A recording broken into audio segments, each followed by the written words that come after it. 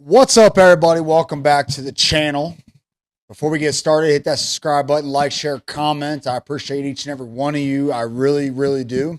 So keep it coming. And for anybody watching this, like, I don't know, it's free. Just hit that button. You're only going to help me out. All right. I'm not doing the devil's work, so you can help me. So, with that being said, this video right here is going to be a little change of pace from the music reactions, right? I'm a reaction channel, and I'm going to start doing more than just music reactions. I'll do some funny reactions. I'm going to do some political reactions, some music reactions. Is anything that I think is on the radar that I care about and that I think should be discussed is what I'm going to react to. So this is a political reaction on this one. This is about the debate last night. I don't know if any of you watched the debate. I watched it. I actually thought it was starting at 6 my time. It started at 7. So I was watching all the lead up stuff to the debate. I'm really getting into this stuff here in the last like 12 to 15 months. Really diving in, really becoming a very, I wouldn't say very political person, but I'm very much into paying attention to what's going on because it affects my life, whether anybody wants to think that way or not. It affects your life every day. So, and if you like money and you like making money, you're involved in politics. Just remember that. Follow the money. So I just want to start off by saying that I thought Kamala did better than I thought she was going to. I honestly, based on previous off script discussions that she's had, I thought the wheels were going to come off. It also makes me think that she was sticking to the script a lot and that she knew what questions were going to be asked. I'm not saying that's what happened. I'm just saying that's what it seems like, because this was the first time in such a stage like this, a lot of pressure, that she actually handled herself well off script. I don't know. So I think Trump, like bringing up the Haitians eating the dogs, I don't think that's relevant. I really wish he wouldn't have said that. You could definitely tell she got under his skin a few times. And I think, honestly, it wasn't just her. It was the fact that he was debating 3 people. This was 3 against 1. It was very biased towards Kamala and Democratic Party.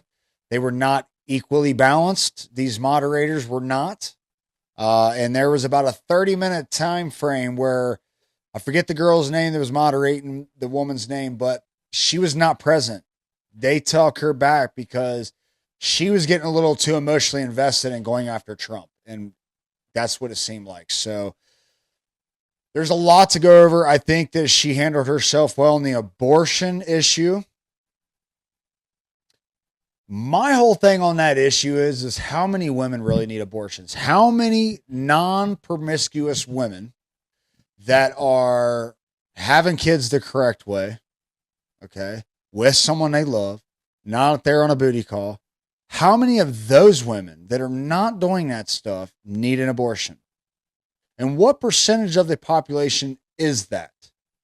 Of the women's population is non-promiscuous women that are having abortions? That's what I'd like to know.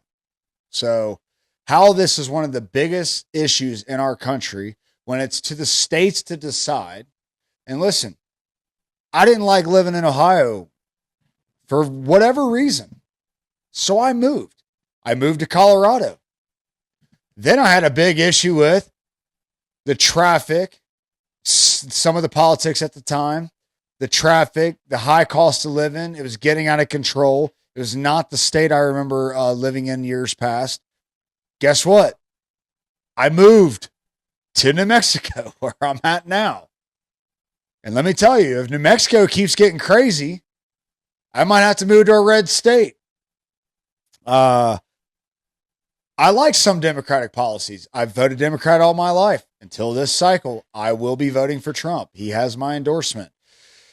Not that anybody cares about my endorsement for Trump. I'm just saying that's who I'm voting for. I think he makes the most sense. We've seen 4 years of him. We've seen 4 years of now. I think he's done the better job. That's why I'm voting for him. I did not vote for him the 2 times before. but I will be voting for him now based on everything that I've seen happening and information I've received, correct information that I've done on my own, and other people that have done awesome research and presented the information to me, and all the lies that I've seen. I'm voting for Trump, not Kamala. Democratic Party will never have my vote. Probably they might not ever have it again unless they just got an all-star of a candidate. And I don't think it's going to be, I think it's going to be years before we see anything like that. So to me, in my humble opinion, the biggest issue we're facing right now is the economy and immigration. And I think they go hand in hand. So I'm going to listen to a little bit. You're all going to listen to a little bit of this with me about how she handles this question about immigration. And then I got some other videos to play for you just to remind y'all of her lies, since every debate Trump's in, people all want to talk about,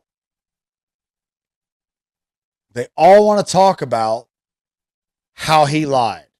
They don't want to tell you what the lies are, but they'll tell you he lied. All the news outlets, people in the general population, and they don't never bring up the lies that she says. And I'm not going to go through everything, but to me, a big issue is immigration. And I want to remind y'all of just, this is a huge lie. She's a liar. Whether you think Trump's a liar or not, they should both have equally have been fact-checked in real time if they're going to do that. It is not the moderators' jobs to fact check in real time. They're supposed to keep people on point and on topic and not let them astray too far and keep them on the time limit. That's their job, not to be fact checking. But if they are going to do that, they need to do it equally for both. And I'm not saying one for one. It's hard to do one. Yeah. They should have been on her as much as they was on him. They did give him the mic a few extra times. I will say that, but it's to give him a chance to rebuttal. She was never fact-checked, not one time. Not one time. Why is that? It seems a little biased in my opinion. So we're going to watch this. I'm going to go through it. This might be a long video. Bear with me. Don't forget that subscribe button. Appreciate y'all. So let's check this out real quick. Immigration and border security. We know it's an issue that's important to Republicans, Democrats, voters across the board in this country. Vice President Harris, you were tasked by President Biden with getting to the root causes of migration from Central America. We know that illegal border crossings reached a record high in the Biden administration. This past June, President Biden imposed tough new asylum restrictions. We know the numbers since then have dropped significantly. Yeah, real quick. Why do you think they do that 6 months before the election? They always do this, man. When they know they haven't done the right thing, they're going to switch things up a few months before and expect everybody to have amnesia about the 3 years prior or 3.5 years prior. That we're all idiots, that we don't remember. And let me tell you, what they've done in the last 3.5 years will not be corrected 6 months before the election. Even if they're now they're cracking down, it's not going to help. This is a catastrophe, letting 15, 20 million plus people into the country illegally. I do something illegal as a citizen, as someone who served my country and went to war. If I do anything illegally, if I got caught stealing a pack of gum at Walmart, bro, they're going to at least fine me. I'm going to get a misdemeanor charge. I'm going to get my day in court. But now you can come in through the southern border and screw our borders and screw our customs and all that, and you're just undocumented. You're not illegal. Okay, dude. Okay. But my question to you tonight is, why did the administration wait until 6 months before the election to act? And would you have done anything differently from President Biden on this? Why? So I'm the only person on this stage who has prosecuted transnational criminal organizations for the traffic in the United States. This does not answer the question. Congress, including some of the most conservative members of the United States Senate, came up with a border security bill, which I supported. And that bill would have put 1,500 more border agents on the border to help those folks who are working there right now overtime trying to do their job. It would have allowed us to stem the flow of fentanyl coming into the United States. I know there are so many families watching tonight who have been personally affected by the surge of fentanyl in our country. That bill would have put surge of fentanyl in our country under your administration. Now, fentanyl has been in this country before they became president and VP. All right? That is facts. But let me tell you, dude, Democrats have had the presidential seat for what?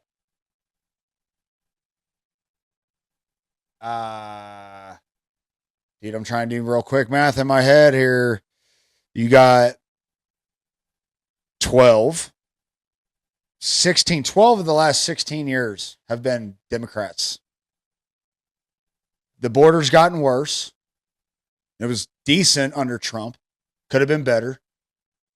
But they've had power, presidential power, for 12 of the last 16 years. But they all want to blame Trump. Okay. All right. more resources to allow us to prosecute transnational criminal organizations for trafficking in guns, drugs, and human beings. But you know what happened to that bill? Donald Trump got on the phone, called up some folks in Congress, and said, kill the bill. And you know why? Because he'd prefer to run on a problem instead of fixing a problem. And understand, this comes at a time where the people of our country actually need a leader who engages in solutions, who actually addresses the problems at hand. But what we have in the former president is someone who would prefer to run on a problem instead of fixing a problem.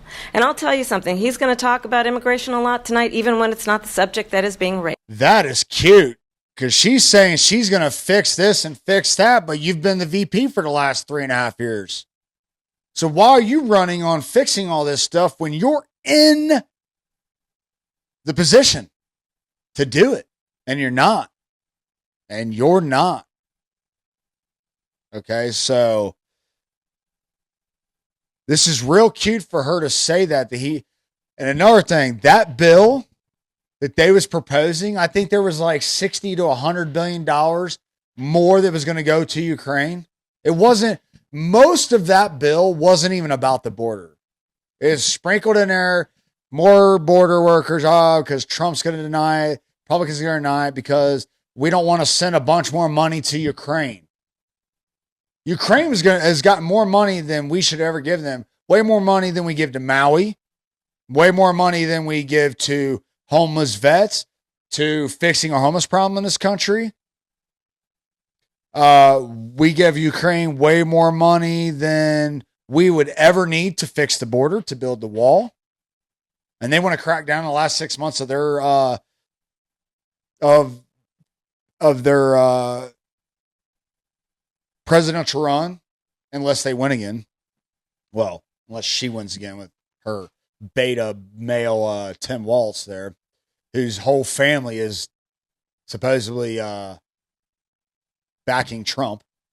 So I don't know what that tells you, but tells me a lot. If your own family doesn't even support you to be the VP, she's a liar, and I don't know why they are not asking her, why do you think Trump acted? Why was all this other stuff going to Ukraine? They don't ask her no questions about what was actually in the bill. I have a problem with that. So let's play this a little bit more. And I'm going to actually do something really unusual, and I'm going to invite you to attend one of Donald Trump's rallies, because it's a really interesting thing to watch. You will see during the course of his rallies, he talks about fictional characters like Hannibal Lecter. He will talk about windmills cause cancer. And what you will also notice is that people start leaving his rallies early out of exhaustion and boredom. And I will tell you, the one thing you will not hear him talk about is you. You will not hear him talk about your needs, your dreams, and your desires. And I'll tell you, I believe you deserve a president who actually puts you first, and I pledge to you that I will. Vice President Harris, thank you. President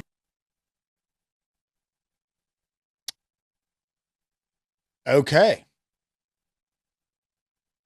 So listen, follow along with me, man. Hit that subscribe button, like, share, comment. I'm getting through this with y'all, man. I got to share this. And I hope this helps y'all make a decision.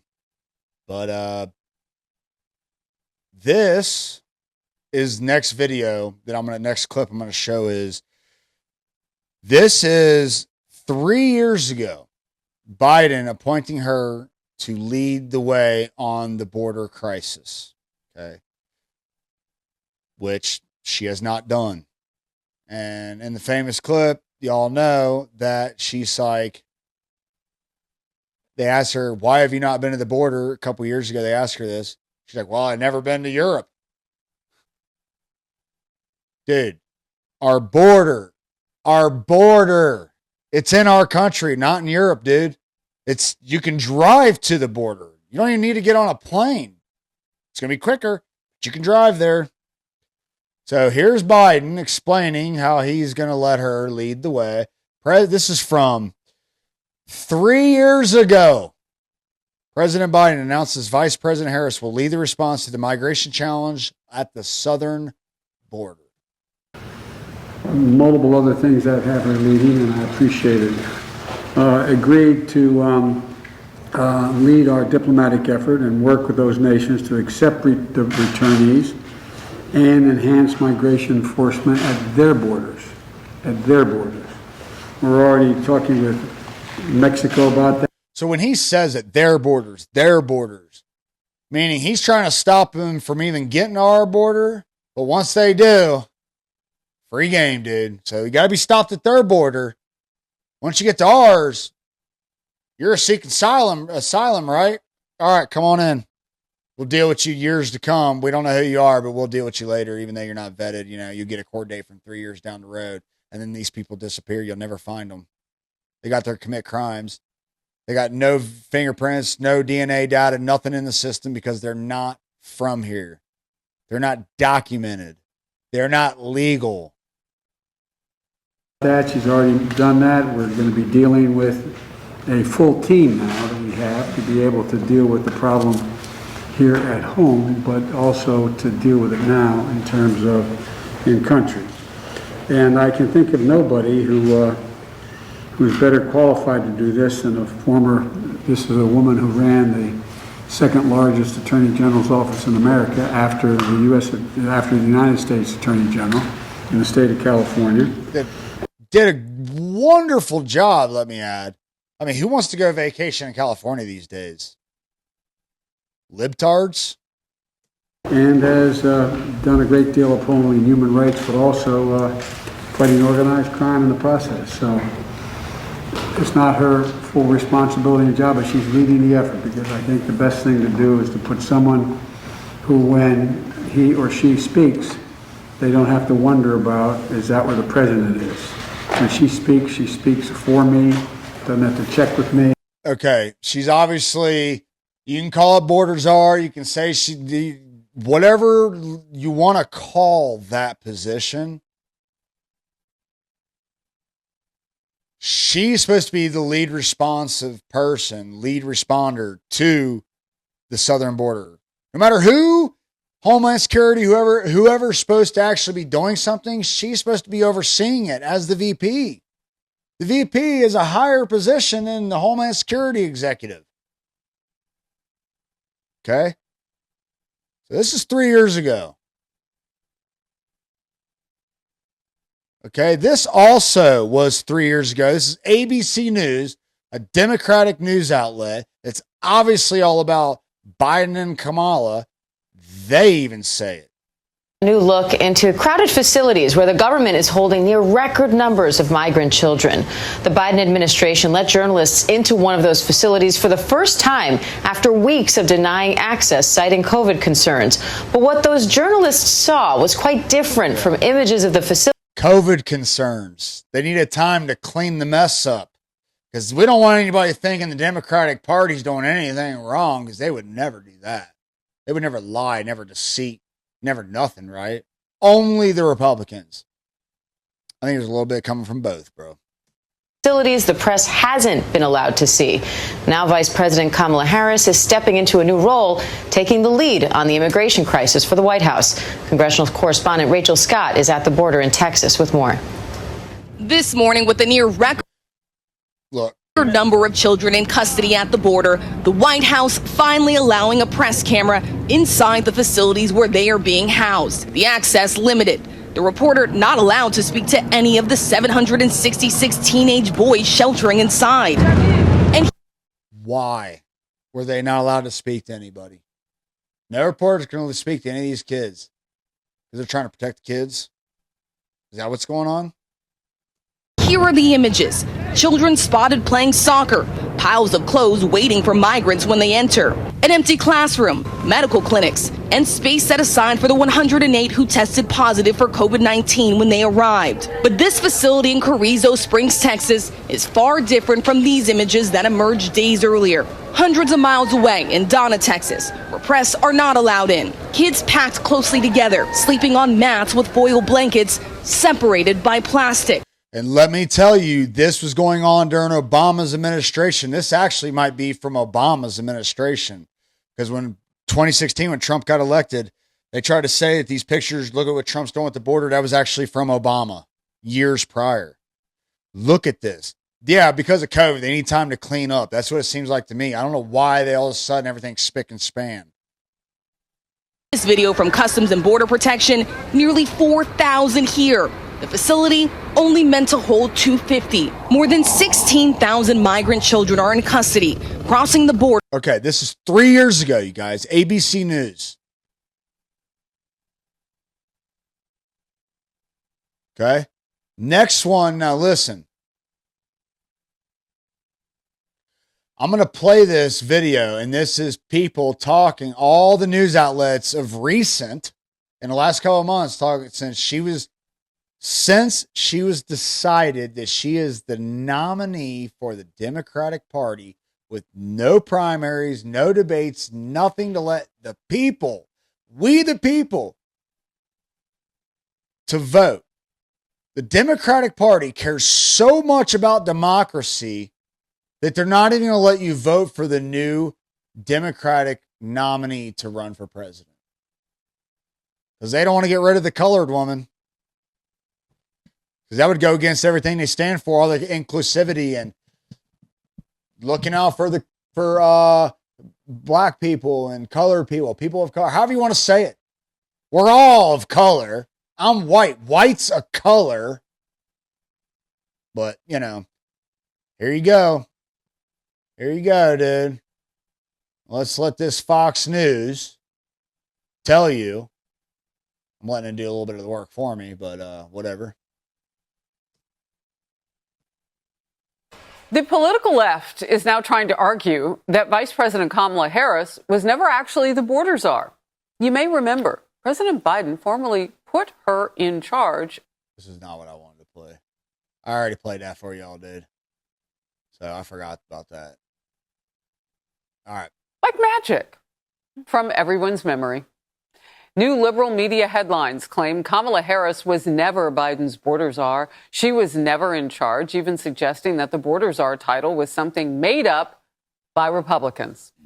And Harris's left-wing allies are desperately trying to defend her poor immigration record. Let's remember together. She assumed the role that Vice President Biden had during the Obama administration, which is diplomacy with Central America. She is not the border czar. To the extent there's anybody who's a border czar, it's the Secretary of Homeland Security. Number one, Harris was put in charge, as you said earlier, of combating the roots of immigration. She was not and is not the border czar. Do you think Kamala Harris did a good job as the border czar? I don't know that she was a border czar. Was she a border czar? So that's just a few outlets, Democratic outlets, news outlets that are telling you she was never the border czar. They're taking away all the responsibility from her. That's why in the debate, as I showed you first, she could not answer the question. I prosecuted blah, blah, blah, blah, blah, blah, blah, blah, blah. And then when I became the VP, along with Biden, we just allowed wide open borders. And guess what's coming through the border? They're not just from Central America, dude. They're not from South America. They are from Syria, Iran, China, Venezuela, Guatemala. I know those are Central America and South America. Mexico, but they're not just coming from South. There's terrorist hubs that are sending people in. When you look at the border in the last couple years, what do you see? Do you see a bunch of women and children seeking asylum? No, you see a bunch of military-aged men coming through the border, mainly military-aged men coming through the border. Okay? That's what you see. And this next video, I just want to remind everybody how contradictory the Democratic Party is. You want a woman of color, right? That's what you want. You want the first black woman. You want the first woman of color. What do you guys want? You want the DI hires, all the inclusivity. That's what you want. When 5 years ago, running for president, Kamala had a debate in the primaries, had a debate. Tulsi Gabbard smoked her. Tulsi Gabbard has served her country. Real service to her country. She's been in a combat zone. She is, I think, a lieutenant colonel right now in the military. Okay, still serving her country. She also a woman of color. She is, but the problem is why they don't want her. She checks a lot of boxes they say they want to check when they want somebody in there. Problem is, she's not going to be your pawn. She's not going to play your game. She's going to fight for the American people. She's going to stand up for what's right and wrong. And I just want to remind everybody and jog your memory of the fact that Kamala is a DEI hire. She's not there because she's had exemplary service, and I think I just messed that word up, but you know what I mean? Like, she's had awesome service to this country, and she's done a great job, and she's always told the truth, and she's always done what's right, and she's the one. No. Tulsi was the one they should have picked, but they went after Kamala, and why do you think that? Because she will do what she's told. End of story. Congresswoman Gabbard, you took issue with Senator Harris confronting Vice President Biden at the last debate. You called it a, quote, false accusation that Joe Biden is a racist. What's your response? I want to bring the conversation back to the broken criminal justice system that is disproportionately negatively impacting black and brown people all across this country today. Now, Senator Harris says she's proud of her record as a prosecutor and that she'll be a prosecutor president, but I'm deeply concerned about this record. There are too many examples. Bro, look at the look on her face. She knows what's about to happen, dude. She knows what's about to happen.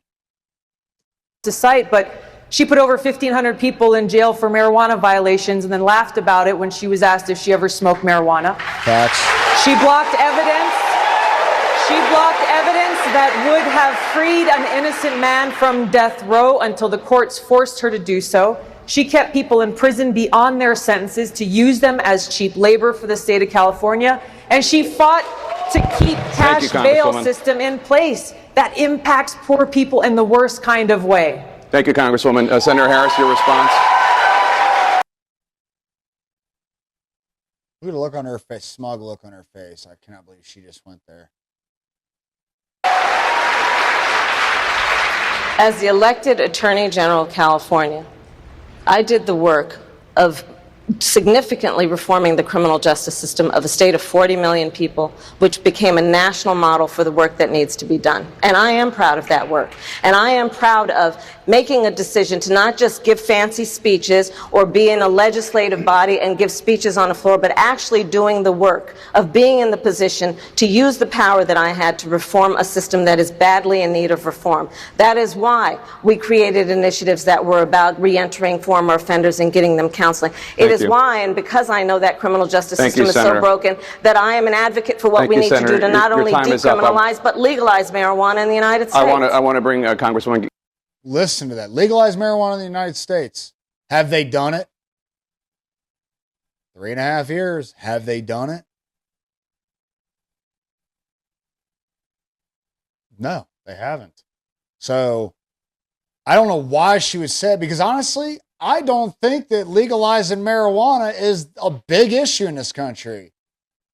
People are going to smoke it whether it's legal or not. Should you go to jail for being a drug user? Absolutely not. Now, if you're a drug user and you're neglecting your children or you're committing crimes, you should be, not just for the drug user, you should be prosecuted for the crimes you committed while on the drugs. But if you're just get caught getting high and you're by yourself and somebody stumbles upon you and they're going to call the cops and then you go to jail and catch a felony, that's stupid. That's stupid. Okay? That's stupid.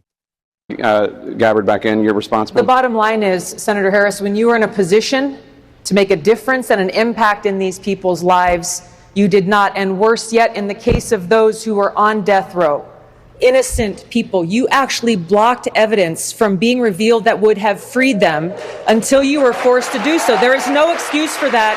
And the people who suffered under your reign as prosecutor, you owe them an apology. That's right. That's right. Now, let me tell you, Tulsi Gabbard, Democrat, left the Democratic Party, became an independent. Now she endorses Trump. RFK Jr., Democrat, lifelong Democrat. We all know about his family. The Democratic Party used to be different back in the day. He's Democrat, lifelong. Dropped out of the race, endorsed Trump. What does that tell you when two people with outstanding records from the Democratic Party leave the Democratic Party and endorse Trump? I mean, that right there should tell you a whole lot about what Trump's going to do versus what's Kamala going to do and what's been done for the last 3.5 years, which is destroy our country. The fabric of our country is almost disintegrated. It is crazy.